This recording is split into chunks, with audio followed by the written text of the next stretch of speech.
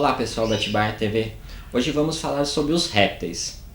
Nos países da Europa e dos Estados Unidos é muito comum as pessoas terem répteis em casa, principalmente as crianças. Aqui no Brasil nem tanto, então a gente vai estar falando um pouco sobre os cuidados que tem que ter com esse animal, que vem crescendo esse número de animais aqui no Brasil também.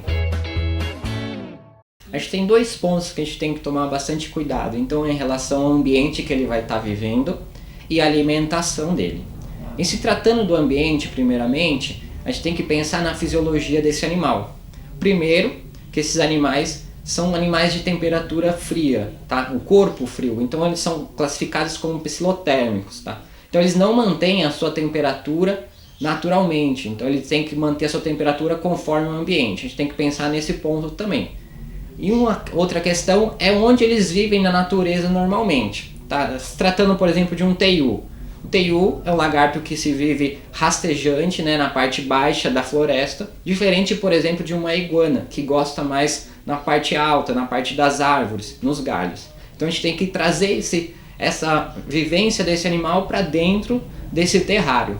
Tá? No pet, nas lojas especializadas, existem muitos produtos que vão estar agregando esse valor a esse terrário. Então a parte de iluminação, mimetizando aí os raios UVA e UVB, tanto diurno como noturno, em relação à lua também, que é importante para esse animal.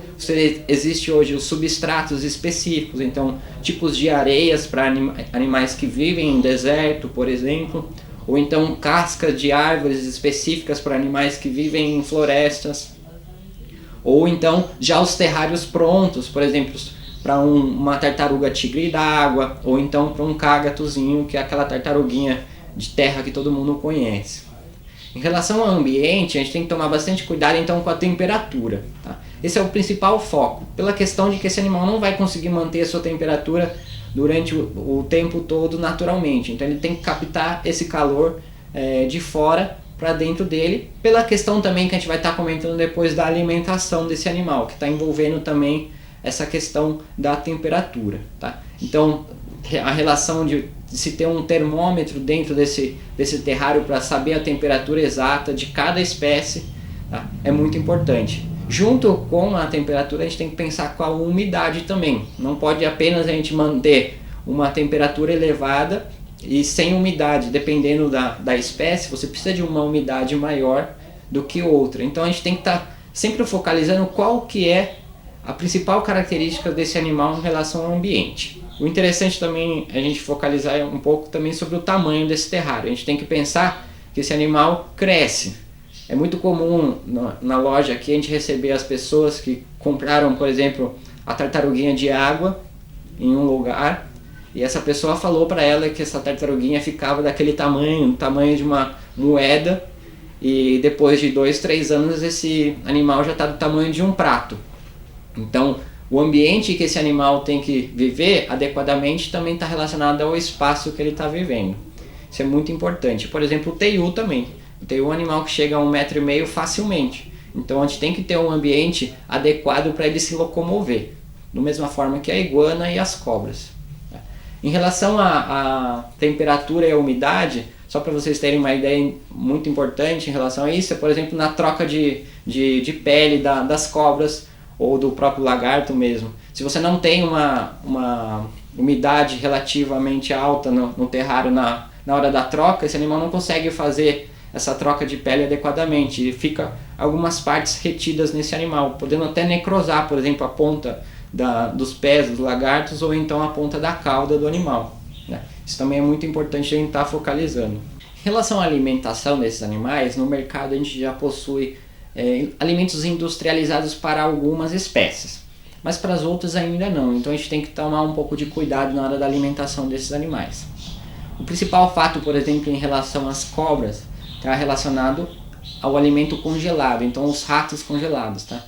Isso tem um certo problema, porque na natureza esse animal não comeria um rato congelado. Mesmo que você depois esquente esse animal, você tem alguns problemas relacionados a enzimas, que na morte do animal isso acontece nessa carne, então às vezes é prejudicial. Às vezes o armazenamento desse rato não foi adequado, então esse animal foi congelado, descongelado, congelado novamente, então você tem alguns problemas no armazenamento desse animal.